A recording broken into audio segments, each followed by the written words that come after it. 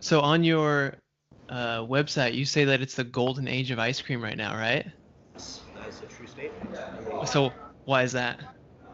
I mean, if we think about it, just like objectively, I don't think we've ever had so many different types of ice cream, so many different with I'd say the evolution and creation of the internet, how interconnectivity happens, like this idea that in some ways the world is getting smaller as far as ice cream ideas go.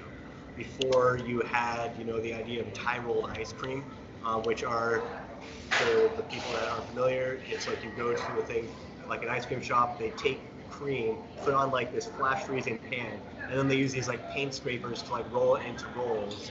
Mm-hmm. Um, like that used to just kind of be a thing in Thailand, but with Facebook, fucking Instagram, YouTube, what have you, then suddenly they realize this is something that's really interesting. People like to try it, and now like every major city has at least one of those types of Thai roll ice cream shops. Mm-hmm. Like, and that's something that you can say good or bad in terms of like, oh, does this mean that you're it's kind of moving away from this nostalgic, classic type of ice cream.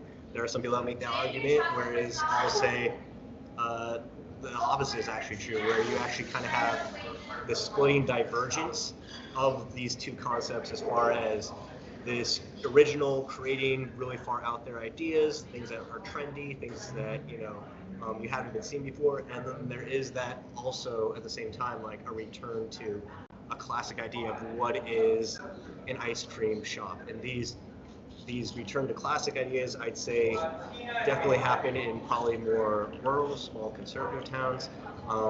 But that isn't to say they go away, and a lot of them stem from this idea that like there are local creameries, there are dairy farms that make their own ice cream, and the idea that they'll serve more of the classic players because their business primarily goes into like shipping out wholesale dairy.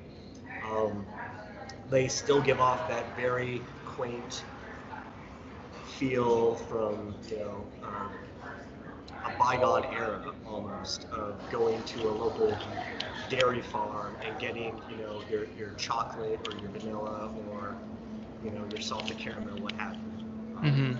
So I just think that we're starting to see slightly less of maybe corporate franchise, and starting to see more of this artisanal sense of whether it's a classic or something that's pushing the boundary, or if it's something that's just a part of the trend.